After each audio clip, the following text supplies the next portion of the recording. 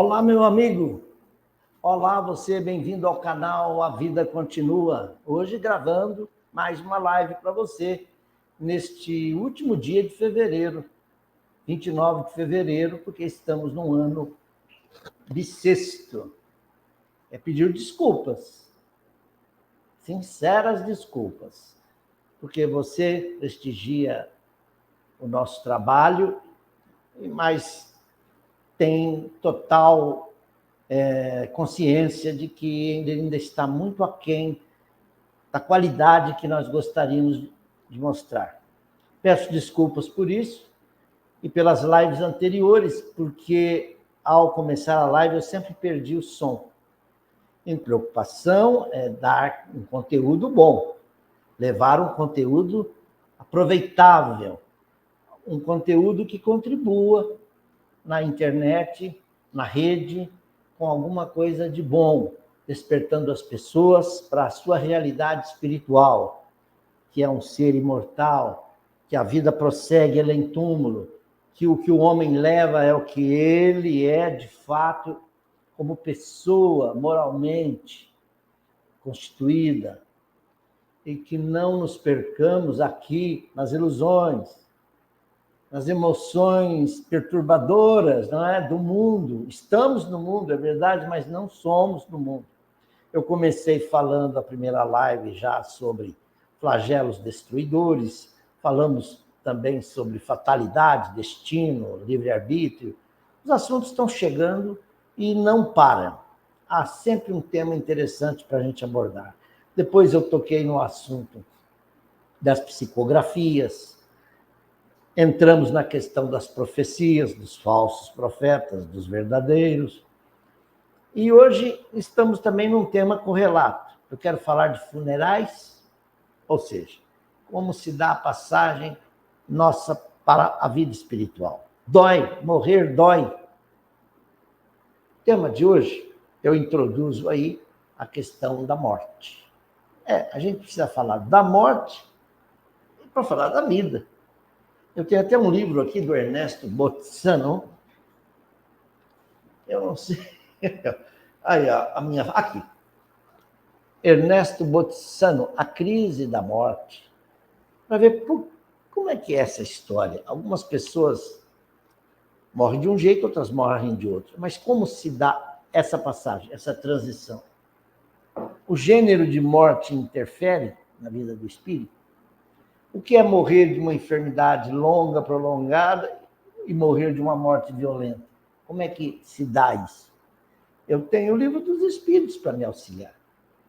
Não bastasse isso, eu tenho uma série de outros autores que me dão respaldo.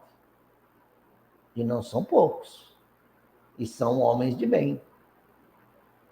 Então, vamos conversar hoje para um aspecto mais moral, espiritual, da morte, começando com o Evangelho de Jesus, que é o Novo Testamento.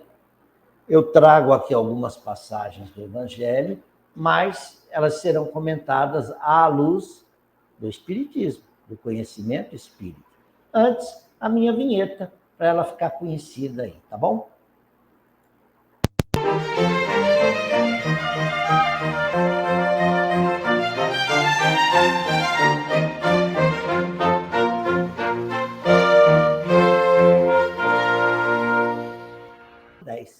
Já consegui evitar aquele acidente que vinha ocorrendo quase que toda a live. Vocês estão vendo aí um banner correndo aqui embaixo.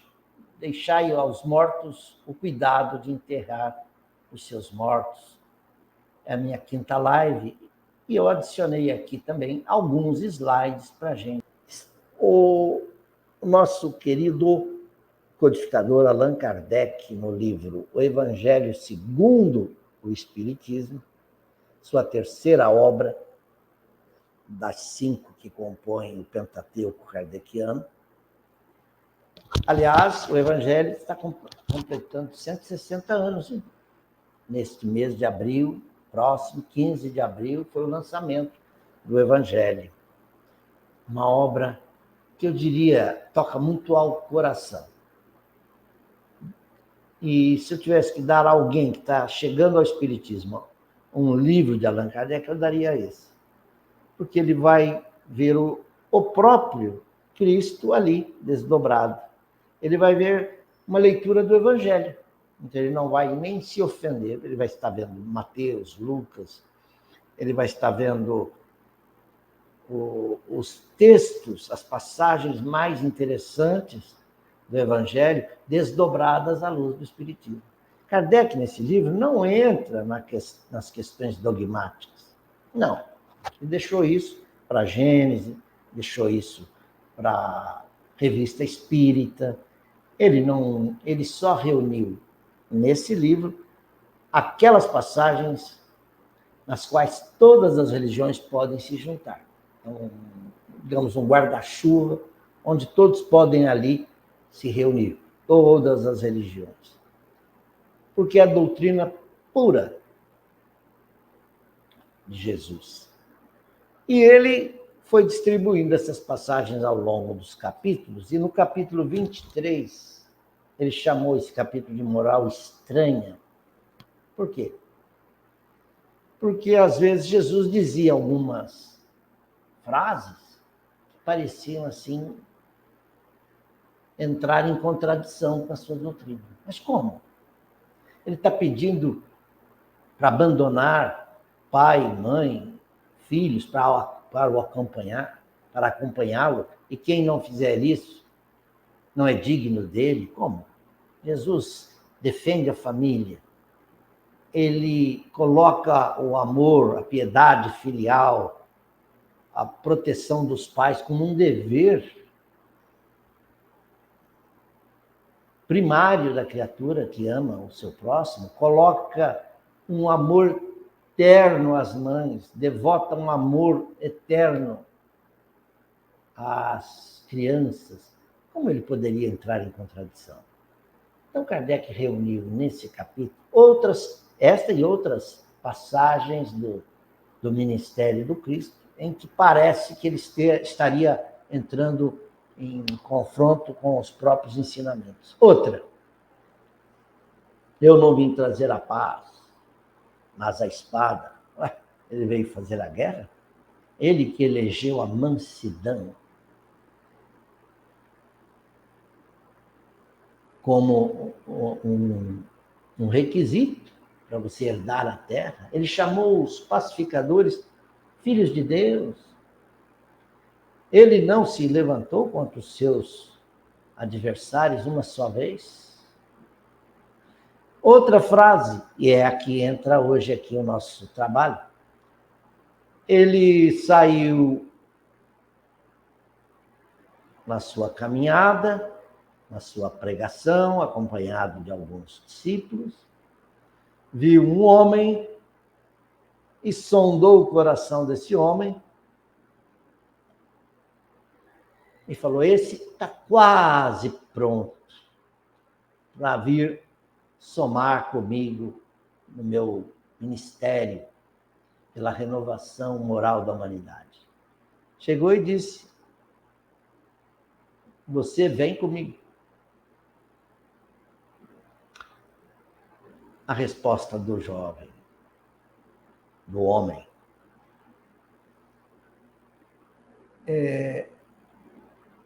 Senhor, me perdoe, mas antes é necessário que eu enterre meu pai, depois eu posso ver o que faço.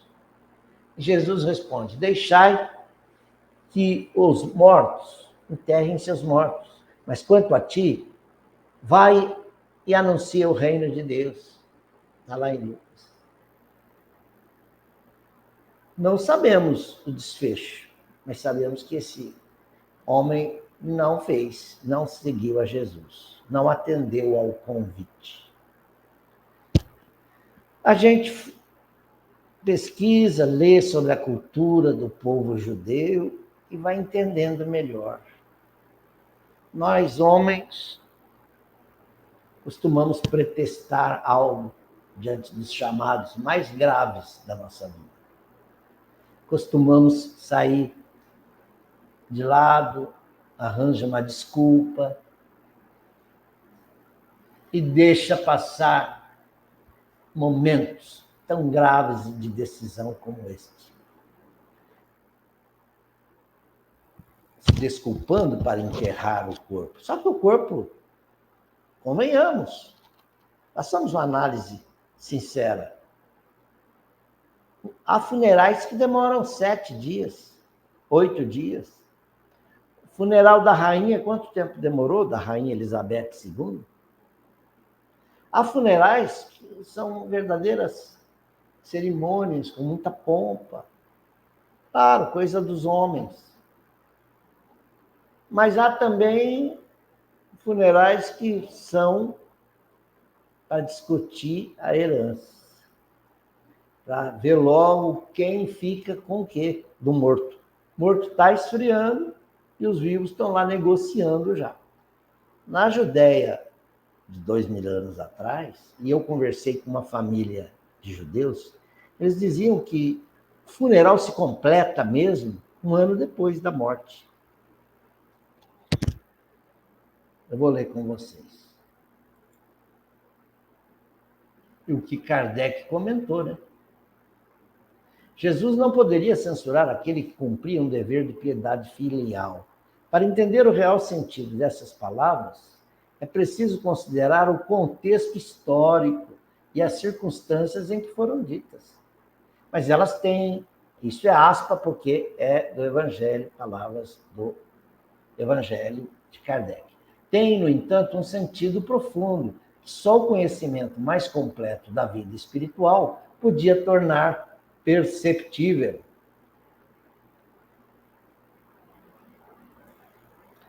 Então, meus amigos, antes de entrar nos outros temas, eu não vou me alongar nessa live, eu vou parar por aqui. Eu quero apenas deixar aqui para a gente refletir. Nós estamos bombardeados diariamente por momentos de decisão. São momentos graves que vêm e passam. Cabe a nós tomar uma decisão. Eu me lembro, eu abri a casa espírita, as cadeiras. Alguns de sempre estavam ali ocupando seus lugares, outros não. Aí depois, seu Rubens. Na época era Rubens, hoje é seu Rubens. Eu tive um compromisso e tal, eu um batizado, eu não pude. Da mesma forma, o moço rico. Isso dá para falar aqui, porque está dentro do mesmo tema. O moço rico era aquele que ele cumpria os deveres dele, religiosos, aquela coisa de cumprir o que está no caderninho. Mas não abria mão das coisas do mundo. Tinha muitas riquezas. Era jovem, por isso que é moço. Rico. Moço e rico, veja só que combinação, hein? Tentadora, né? Forte, atleta, participava dos Jogos de Israel, lá no Circo Romano. Jesus passa por ele e ele diz, mestre. Aliás, ele não fala só mestre. Ele diz, bom mestre. Eu acho que eu tenho aqui esse diálogo. Bom mestre, que devo fazer para conquistar a vida eterna? Não tem. Eu tenho imagens eu tenho.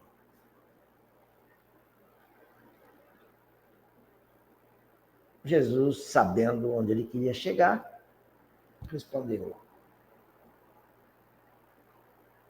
o que está escrito na lei?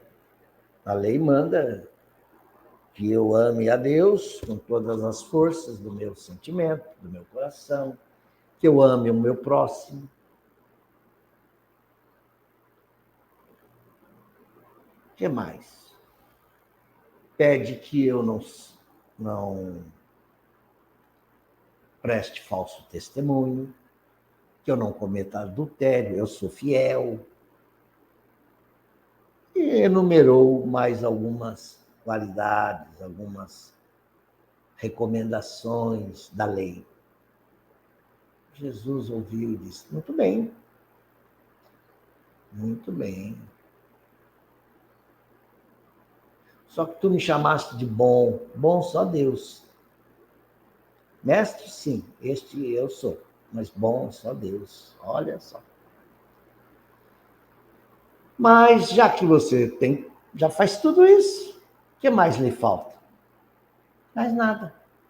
Então, dê tudo o que tem aos pobres, você não vai precisar disso no reino dos céus. Você já está salvo. E vem comigo. Aí o moço caiu em si, titubeou e declinou. Não, Senhor. E gaguejou, dizendo: ainda não posso. Ainda hoje eu devo estar participando das corridas de bigas em nome de Israel. Jesus baixou a cabeça e prosseguiu. Conta Amélia Rodrigues, no seu livro Primícias do Reino, Amélia Rodrigues, uma poetisa baiana já desencarnada, que veio pela psicografia do Divaldo. Tem o livro, conta. Isso ela deve ter buscado nas tradições do Evangelho. Lá no Evangelho de João, Marcos, Lucas, Mateus, você não vai achar. Mas ela encontrou isso nas tradições. Quem contou isso? De quem para quem? Quem é que contou isso chegou até ele? Ela. Como Humberto de Campos também, na Boa Nova, descreve muita coisa do Evangelho. Você fala, mas aonde está isso? Esses diálogos de Jesus e Pedro no Evangelho não está, mas está nas tradições. O rapaz participou dos jogos. Eu até lembro do filme Ben-Hur, que tem uma cena quase ao final do filme. Não é bem o final, mas é um momento, é um lance, vamos dizer, emocionante do filme. E a questão da riqueza também nos tira dos nossos compromissos mais graves. Nos tira de tomar as decisões mais acertadas. Quantos eu não vejo que dizem: eu tenho um bilhete aí para a Fórmula 1, eu não vou estar com vocês nesse dia da distribuição aí da sopa. O outro: eu estou hoje indo com fulano a tal lugar, ao shopping. Estão sempre pretextando. Eu não tiro das pessoas o direito, nem de mim, nem dos outros, o direito de folgar, de gozar as coisas deste mundo. Mas há que se ter um respeito com os compromissos religiosos. Aquilo que nos liga a Deus e aquilo que, fundamentalmente, depende da nossa paz e alegria no mundo espiritual. E terminando a nossa conversa, o moço perece, e segundo Amélia Rodrigues, ele, nos estertores da morte, ele ainda ouve uma voz na acústica da alma dizendo: dê tudo aos pobres e vem comigo. Você quer a vida eterna? Vem comigo. Esperando reencontrá-los na próxima live, eu devo entrar nesses temas aí, de como se dá a transição do homem da vida para a outra vida. Perguntaram ao sábio: qual o contrário de morte? Ele respondeu: nascimento. Até a próxima, se Deus quiser, a gente volta com mais um A Vida Continua. E lá vai vinheta para você. Mas não o trenzinho, né?